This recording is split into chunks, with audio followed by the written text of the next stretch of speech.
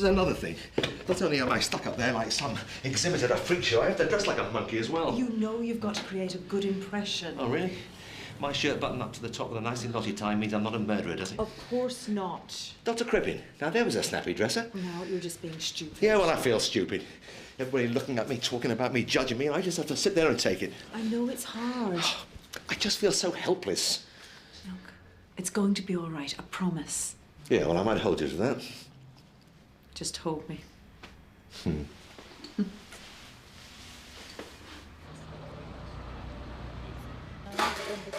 Come on, Jake.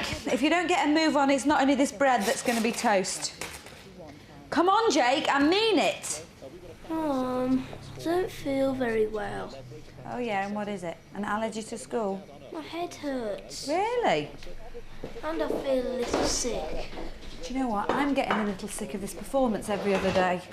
I don't want to go to work either, you know, but I have to. Just like you have to go to school. It's the law. Oh, Mum. Never mind the mums. Just eat some breakfast and get a move on. Honest, Mum, I don't feel good. I really haven't got time for this today, Jake. It's not my fault my head hurts. OK, then. We'll go to the doctor, shall we? Can't I just stay home? No, you can't. If you're ill, then am right then. We'll go to the surgery.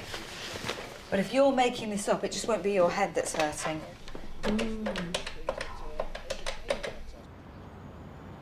Are you still worried about Mac? Mac. Isn't this his last day in court? Well, yes, it is, yeah. I wouldn't like to be in his shoes. Sitting home having breakfast, knowing it might be the last time he does that for a few years. He's not going to go to prison. It's murder he's been charged with, darling, not a parking ticket. If he's guilty, he'll go to prison. I'm sure he'll be fine. Anyway, I better get going. I'm going to the hospital to see Dan before I go to the surgery. Shall I tell him you'll be in soon? Of course. I've just got to see to Claire. What about your breakfast? Oh, I'm in too much of a hurry. This'll do me. So I'll see you later then, yeah? I'll try. When Matt gets back, things will be easier. But at the moment, I'll be lucky if I manage to grab a sandwich. I've got a pile of paperwork I need to go through at lunchtime. Which is more important than your son that's lying in a sick bed in hospital. No, of course not. Dan will be fine. Please, Phil, I'm trying to do my best at the moment. I'll try and get there as often as I can, OK? OK, Jake, I'm just going to shine this into your eye, see how blue they are, and there's nothing to worry about. I'm not a baby, you know. Jake, behave yourself. Well, I'm not a baby. I'm not scared. No, of course you're not. I'm hard. Right, well, there's nothing to worry about there. Doesn't mean I'm not sick. No, of course it doesn't. And we'll find out what's making you sick, won't we? And it won't hurt you. Told you, stupid, I'm not scared. Jake, you better start behaving yourself or you'll be sorry.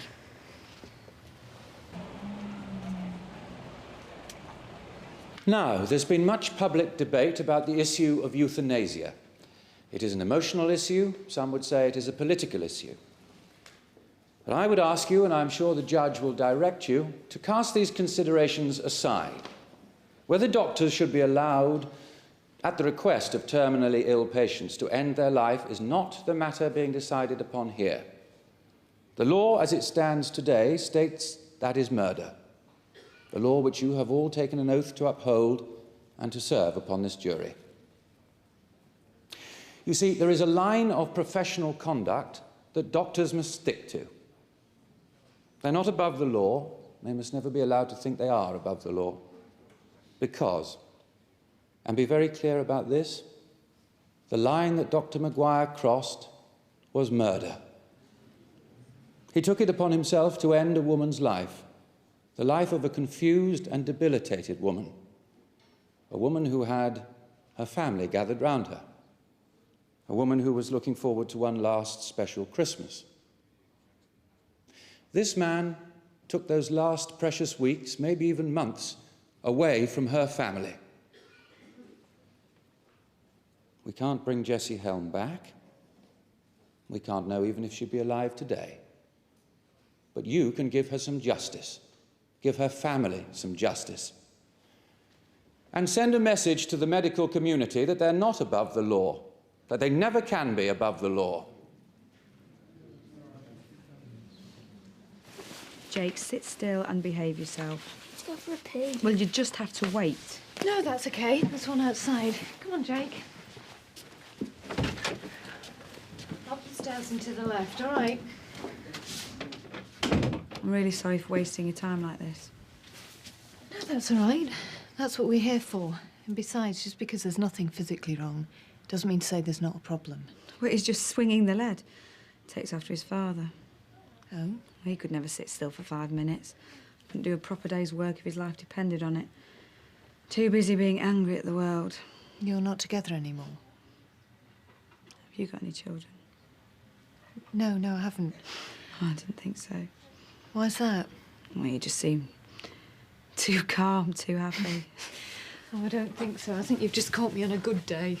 Jake's dad's not around, really. It's just me and Jake. His dad couldn't take the responsibility. So he doesn't see Jake? Oh, every now and again, when he can be bothered. He was supposed to see him every week, but that fell off. Now it's just when he doesn't have the money to go to the pub and get in a fight. Men. They're a lot of trouble, aren't they? Doesn't matter what age they are. Look, I think I should speak to Jake on his own when he gets back. Well, you can try, but it won't do any good. Well, there might be something upsetting him that he doesn't want to talk to you about. Jessie Helm was expected to live another couple of months. Her family expected it, her nurse expected it, her own doctor, Stephen Rawlings, expected it. We've heard how he was making arrangements to have her moved to a hospice. The toxicologists have proved that Jessie Helm died from a huge overdose of morphine sulfate tablets. It has further been proven that Jessie Helm was incapable of taking that medication herself. This we know. We also know that Dr. Maguire lied about taking her final prescription round that night, the prescription the police have identified as being that which was fatally administered to Mrs. Helm. He lied about that prescription to Mrs. Helm's nurse, Sheila Gibson.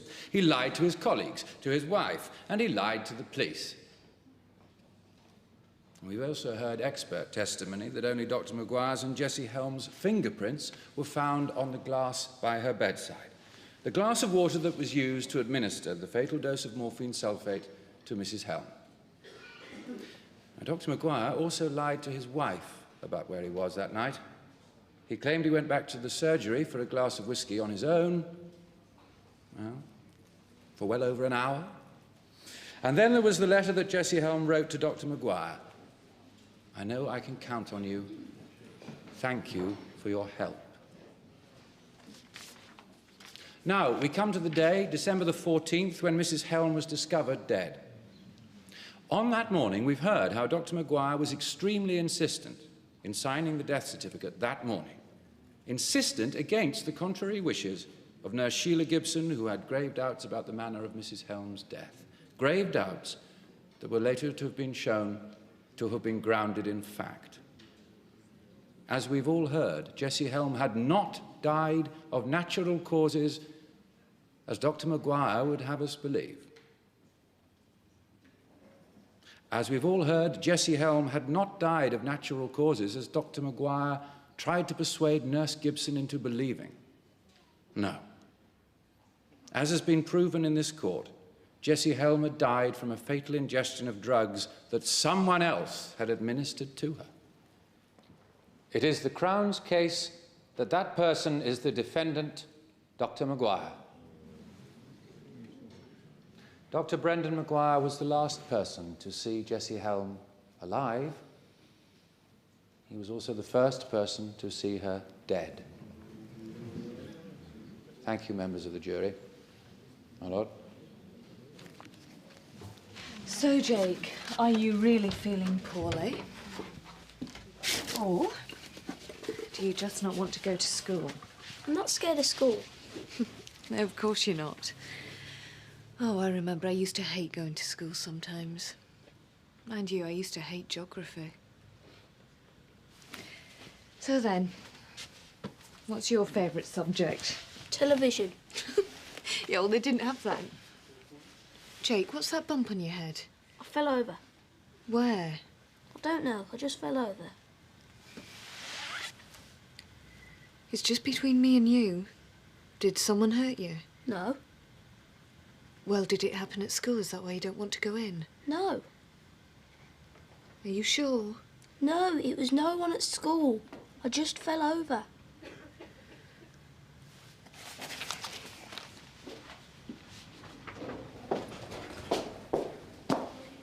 I'll be on in 5 minutes. Try not to worry. It's a bit hard not to. Drury was lapping up his every word. You can't tell us it didn't make an impression. Of course it did. That's the way it works. It's our job, remember? The thing is, they'll be doing exactly the same to me.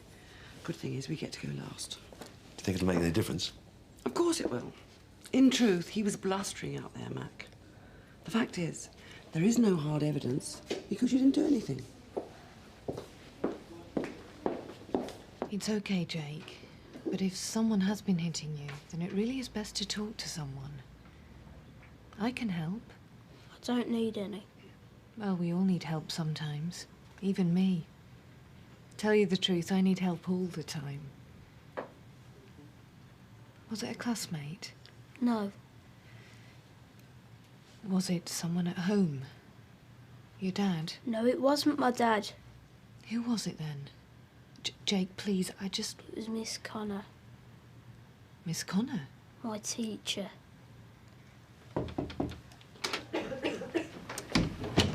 So what exactly happened?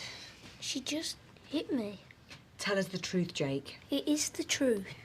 Why did she hit you? Just tell us. I was fighting with another boy, Billy Martin. Miss Connor came over, dragged me off and slapped me. Well, she must have hit you very hard. No, I fell over. That's how I bumped my head. And how many times have I told you about not fighting, Jake? He started it. Okay, let's not worry about that now.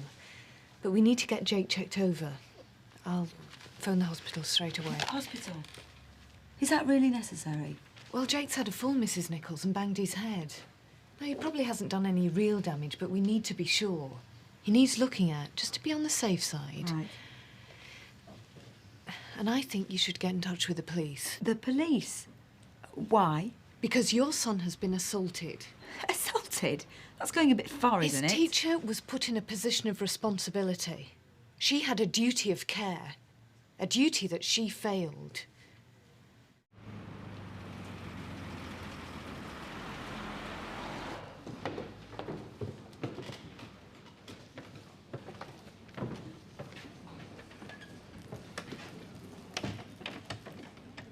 People need to be held accountable for their actions, Mrs. Nichols. Isn't that a lesson you want Jake to learn? Yes, it is.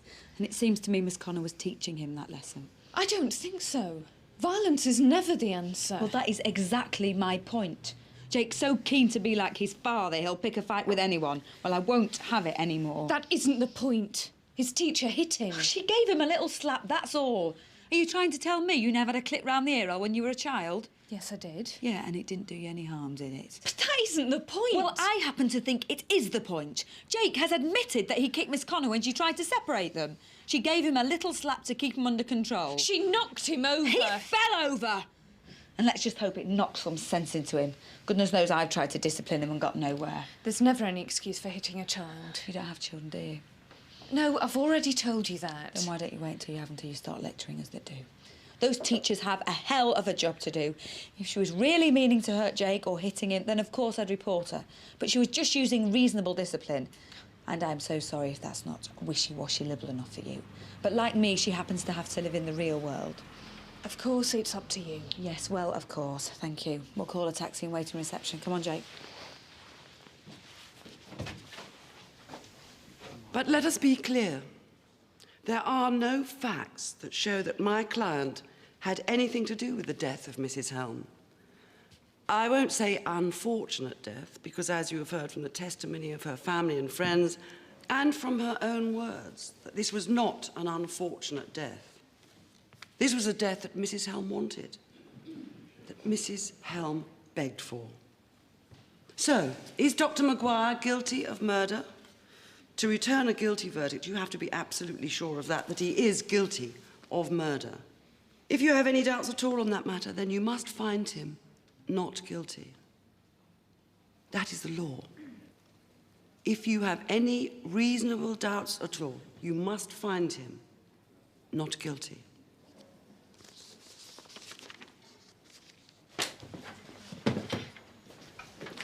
Is there any sign of that taxi yet? Oh, it shouldn't be long now. I'll give them another call. Thank you. Ruth, I'm just going out for an early lunch and then I'm going to see Dan. She'll be back about 2. Anywhere nice, Helen? I hope so. You're taking your mobile? The battery's flat. It's recharging. Oh, I need to know where you are. Why? You're the senior partner here now. If there's an emergency, or if anything happens at the court, I might have to get hold of you. OK, I'm having lunch at 194. Chris's restaurant? Yes, Chris's restaurant. Dr. Maguire's fingerprints were on the glass of water by Mrs. Helm's bedside. Now, the prosecution would have you believe that that is proof that he administered the fatal dose. But Dr. Maguire himself testified that he saw Jessie Helm that night and helped her take her normal dose, enough to see her through the night. That is all. Anything else is pure conjecture. Furthermore, if Dr. Maguire had wanted Mrs. Helm to die, I put it to you that he wouldn't have administered a whole bottle of pills one by one. He would have crushed them in a glass and given it to her in a single dose. I remind you that there was no forensic evidence of any such thing happening. On the contrary, that evidence would support Jessie Helm taking those tablets herself. Deliberately, methodically, intentionally. Just as she had done everything else in her life, as we have heard from the testimony of those persons that knew her. The main issue, therefore, is whether Jessie Helm was physically capable of taking those tablets. The prosecution would have you believe that she was not, and yet her family believe that she was capable, and her doctor, Stephen Rawlings, agrees.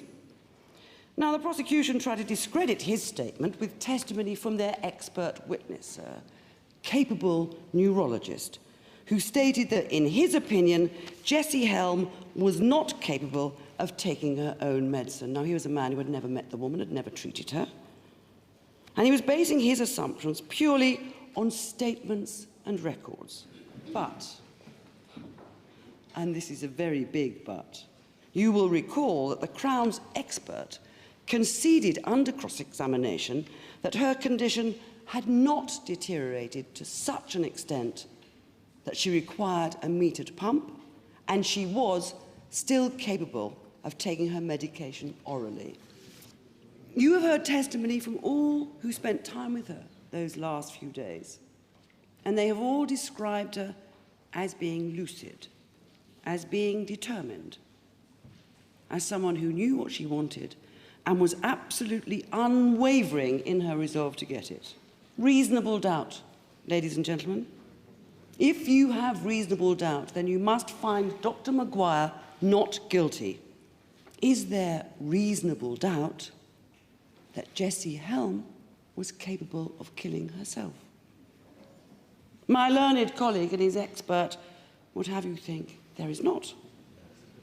But I would ask you this one question.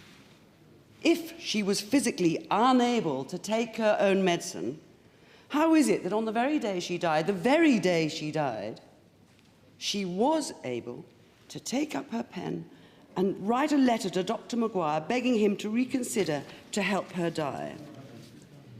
I cannot go on. No animal would be allowed to suffer this pain. Her own words, in her own handwriting. That is not disputed. It has never been disputed. In fact, it's part of the prosecution's case. But ask yourself this question. Do you think, if she was capable of holding a pen to write that last desperate letter, would she not also be capable of taking a pill and holding a glass of water to her mouth? If she was able to do the one, was she not also able to do the other? Of course she could.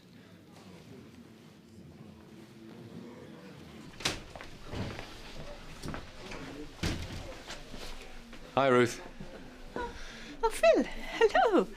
How's Dan? Oh, he's doing great. He should be home in about a week. I'm just on my way over, so I thought I'd tell Helen. Shall I go through? No, you can't. I'm sorry, Phil. That's okay. If she's with a patient, I'll wait. No, she's gone out. Where? I don't know. You're not a very good liar, are you? What do you mean? You do know where she is? I know. She's at 194. Where? Chrissy's restaurant. Boy, sit down. Don't be involved in other people's business. Thanks. Yes. Thanks a bunch, Jake.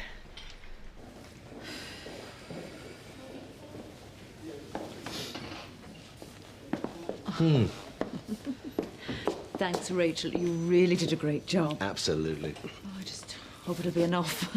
Well, it's down to the jury now, but I think we gave them pause for thought. All they need is reasonable doubt to find you not guilty.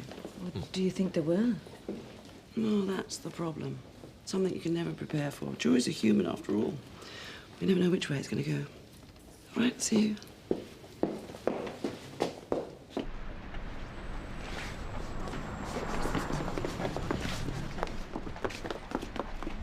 Alison! Look, I'm sorry things took so long today. That's okay? Look, I know I've said my piece, but I won't be doing my job if I left it at that. What do you mean? I'm not going to report anything, Alison. That's not what I meant. I just want you to think some more about what's happened. Right. Look, he was scared to go to school today. That's not right. It's bad enough children being bullied by other children. But for a teacher to hit a child, and that child be scared to go to school, well, that's not on. And I know deep down you agree with me. I know Jake can be a real handful sometimes. I've seen that for myself. But talk to him, eh? Find out exactly what's happened. He deserves that much, don't you think?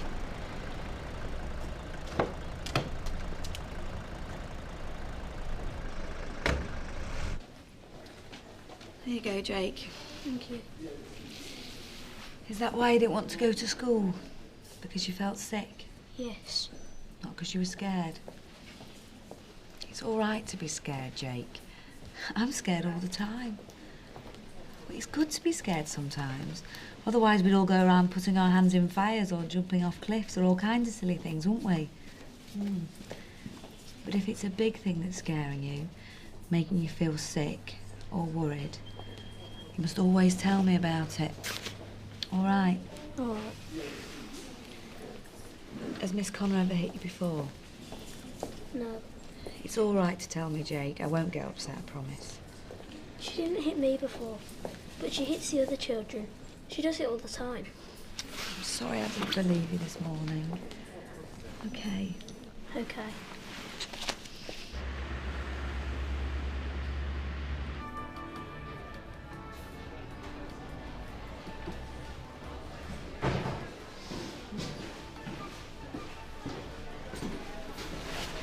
What are you doing here? Oh, I often come here. I vaguely know the owner. How about you? Actually, I was hoping to catch you, Steve. Ruth said you might be here. I can't stay long. I'm on my way to the hospital, but I wanted to have a talk outside of the surgery. Huh? If Mac is found guilty, today, tomorrow, whenever, we need to be ready. As partners, you, me and Caroline will be under the spotlight, so we should have a statement ready for the press. There's all sorts of matters we need to address, and I just thought it would be easier out of earshot of Ruth. Yeah, well, makes sense. We do need to make plans. But I suppose I just thought Matt would get off, that's all. Yes, well, as you say, we need to make... Phil? You made it out the office then? Sorry, I needed to have a talk with Steve. Yeah, sorry, Phil, monopolising your wife. We had a lot to discuss with Matt. You know, we had a lot to sort out. Yeah, of course you did. I thought you were with Dan. Yeah. I thought you might like to know how he is. Of course I do. I rang the hospital this morning and I'm on my way there now. I'm sorry, Phil. You want to stop saying that? You're getting addicted to the sound of it. So 3 for lunch then, is it? No. Just 2.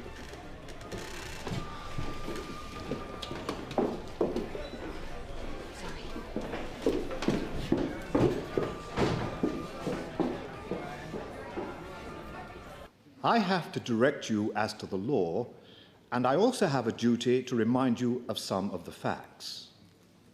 But when I turn from the law to the facts, I really cease to be the judge, and you take over.